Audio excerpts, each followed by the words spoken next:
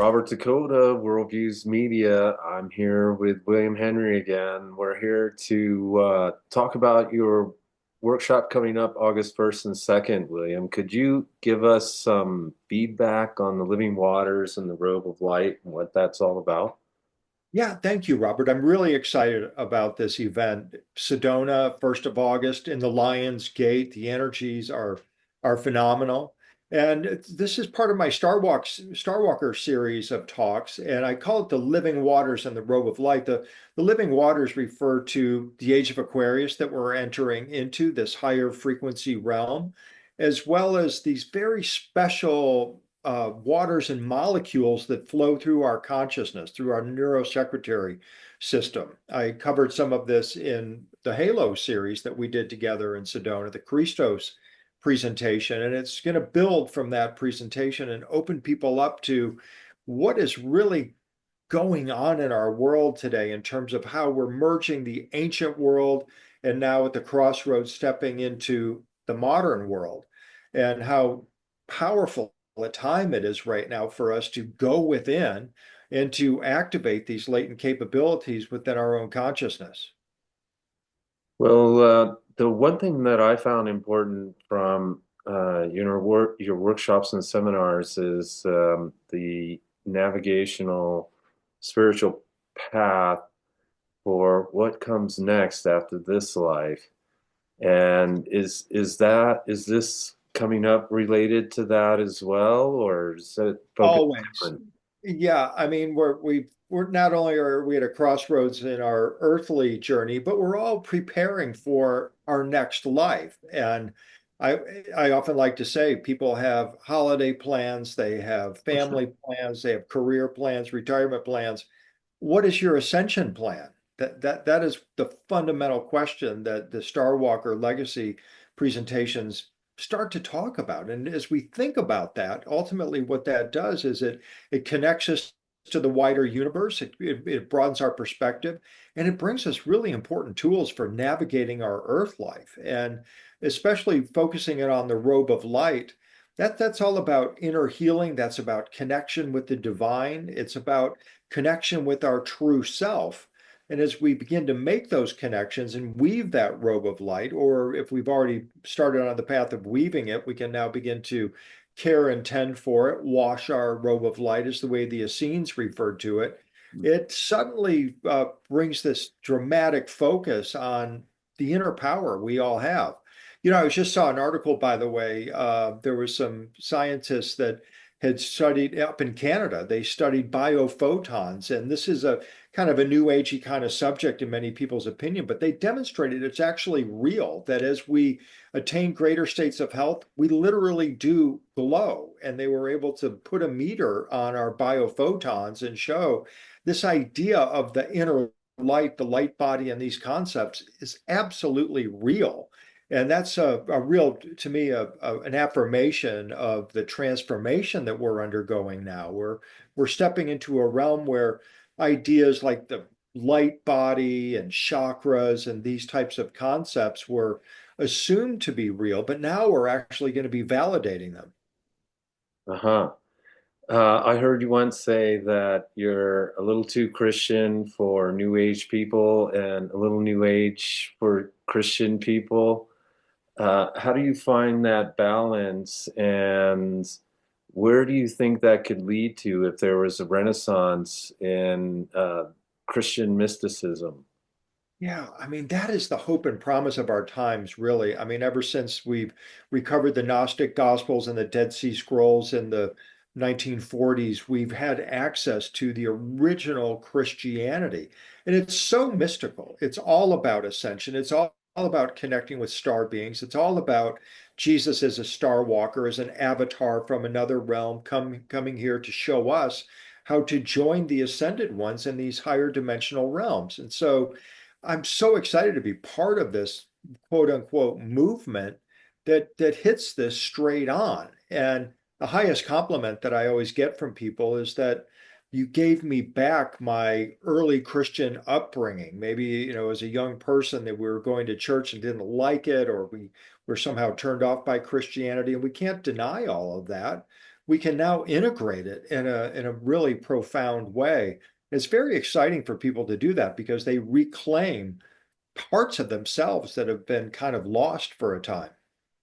Hmm. Yeah, I think there has to be something to all the cathedrals and how they were built and the sacred geometry and the Right. resonant factors they create and how Yeah. it's designed to tune the human body. And perhaps that's to make us better human beings overall. For sure. And then not to mention the entheogenic aspect of it as well, the use of sacred substances, everything from psilocybin to acacia to generating endogenously these molecules within our own consciousness. This is what Christianity was. And as we reclaim that, it's going to have just profound implications for individuals as well as collectively. Hmm. There's a place in Japan, if I'm correct, it's in the city of Saitama. And there's this dome-like hill, and it's a rock. It's a solid rock, but it looks like a hill. And in it is carved out these little shapes where it looks like people were sitting meditating. They don't really know what they have theories. They don't fully understand what these are for. Some people call them burial sites.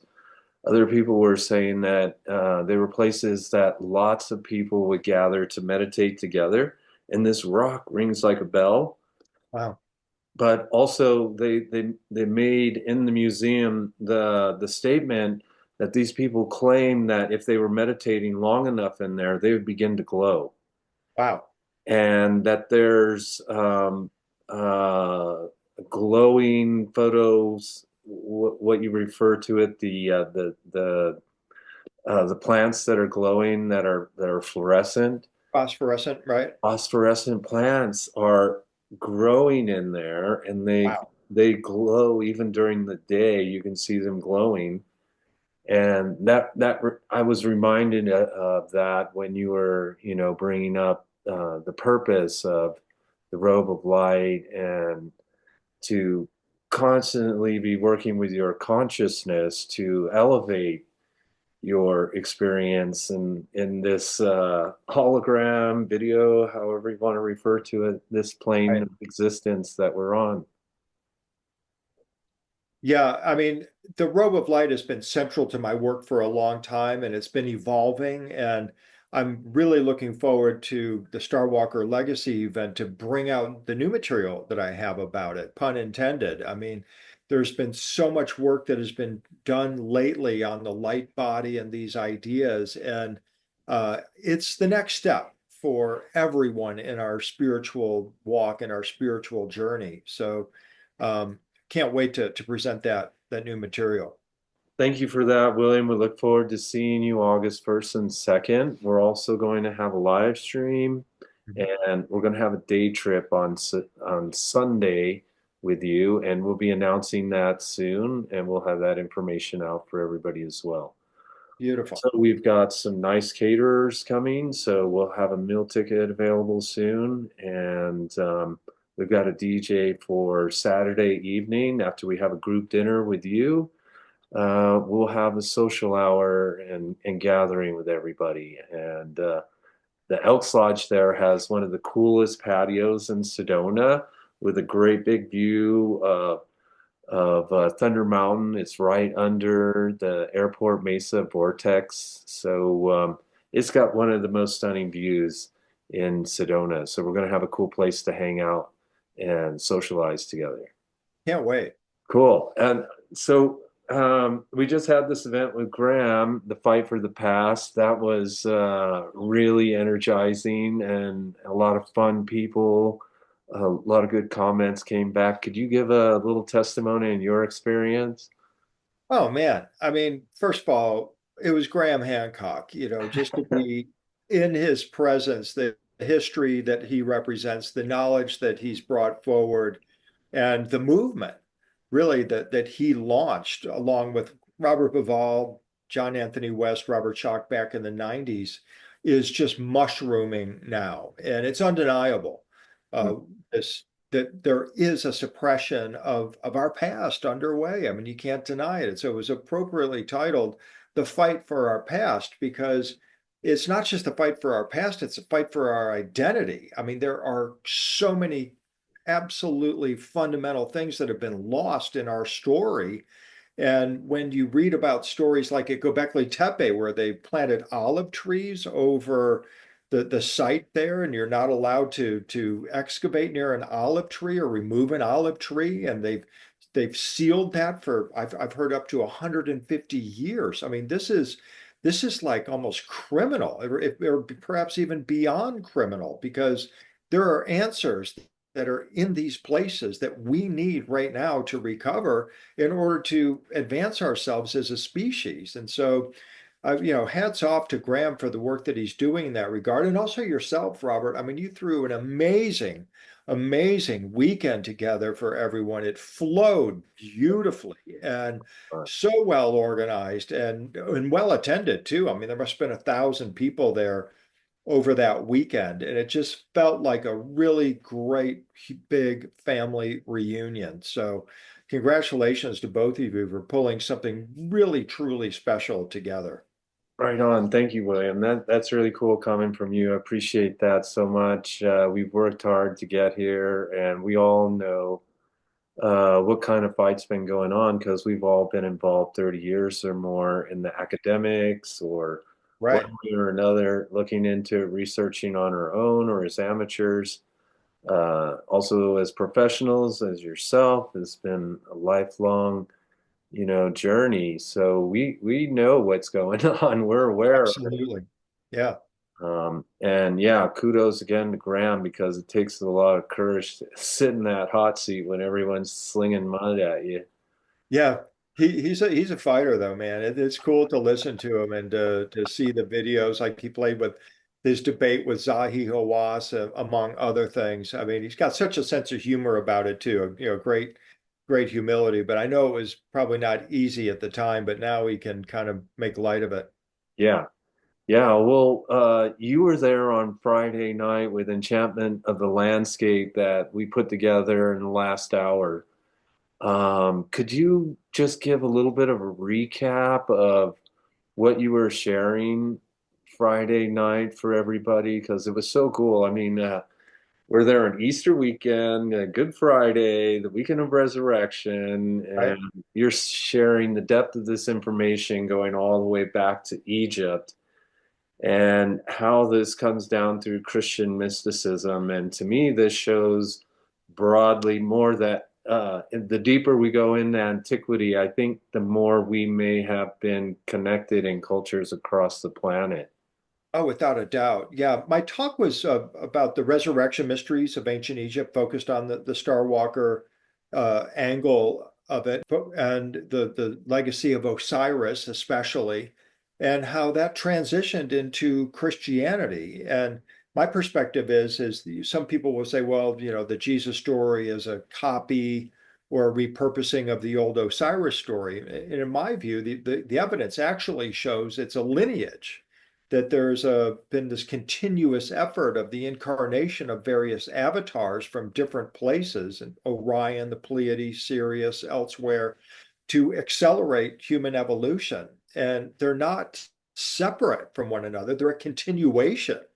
And when we start to look at it from that perspective and we see the commonalities between the Christian, the Tibetan, and the Egyptian resurrection mysteries, it's undeniable that there's a cosmic connection here.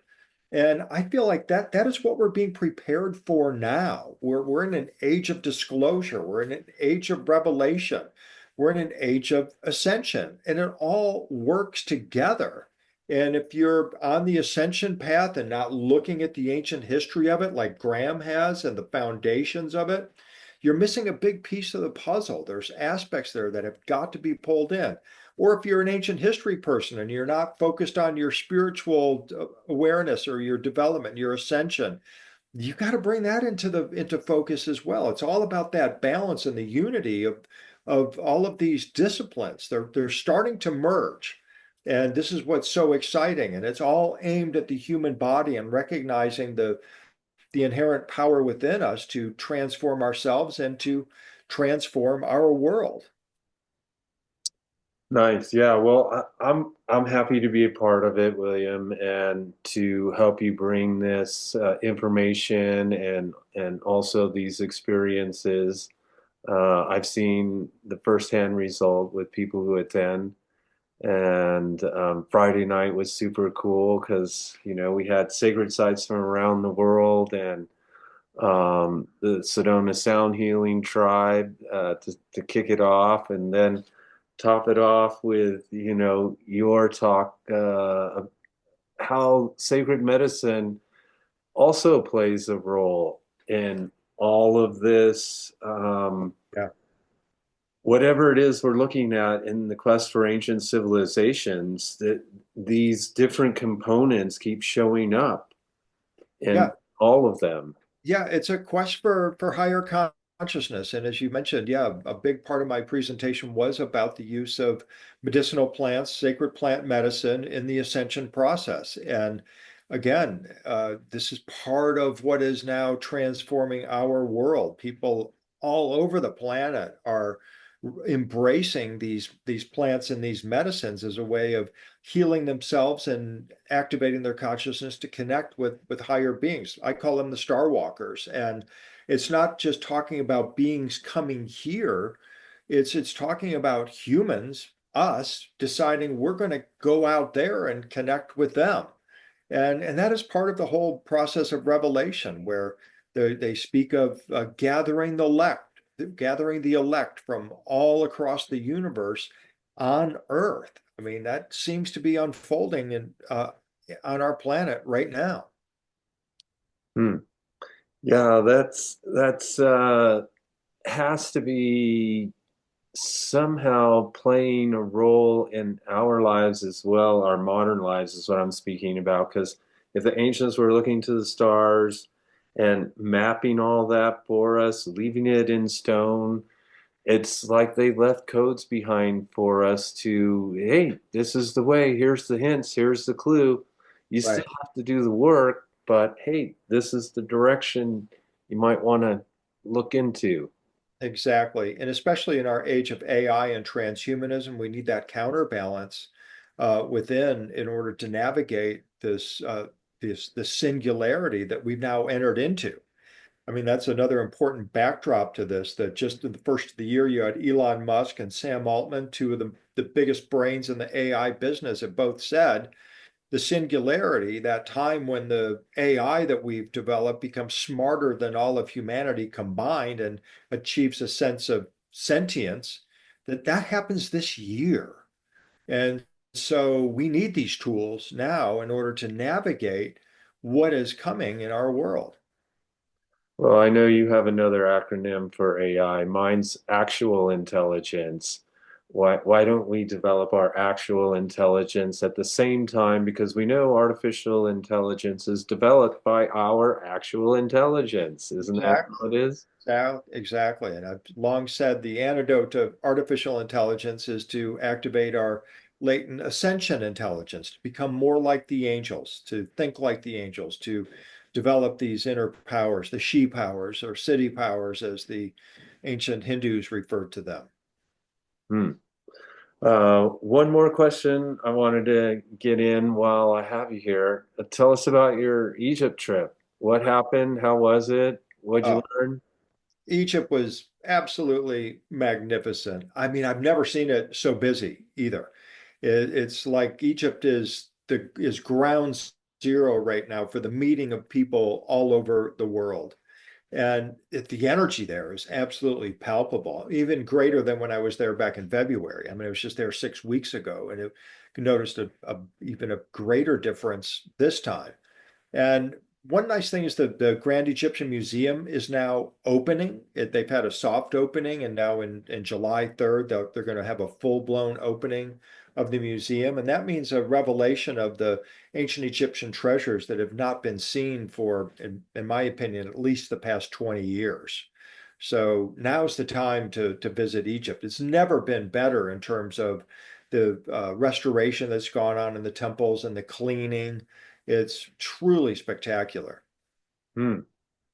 And what about have you learned anything new about the latest Egyptian claims for what's underneath the pyramid? We're kind of waiting for another shoe to drop in that regard. That we all know that the Italian team came out and the Scottish researchers made that announcement back in the spring, a declaration that there's this vast underground city, perhaps even the halls of Amenti, the gateway to the afterlife. They feel like they have discovered this. It's a hypothesis at this moment. We're awaiting confirmation of this discovery, and it's brought a tremendous amount of excitement to especially the Giza Plateau area, which has been utterly transformed by the Egyptian government. I mean, they are clearly setting up for something major on the Giza Plateau. I mean, from a tourist perspective, the Egyptian government wants to go from 15 million tourists every year to 30. So they're talking about doubling the number of people, and the infrastructure is in place there. I mean, you just have the feeling like Egypt itself has had this, especially the Giza Plateau, has had this sort of metaphysical alarm clock that was set long ago, and it's ticking towards the moments when that alarm's going to sound, and it's going to be phenomenal, and it's going to be irrepressible. What is seeking to come out of the plateau in terms of ancient knowledge and connection to the cosmos is irrepressible, and it's tremendously exciting. Well, one thing you said about Revelations, when you brought that up, that reminded me of the apocalypse. And apocalyptic time is just the pulling back of the veil, the Exactly. revelation of what's been, kept from everybody. So the veil's being pulled back now.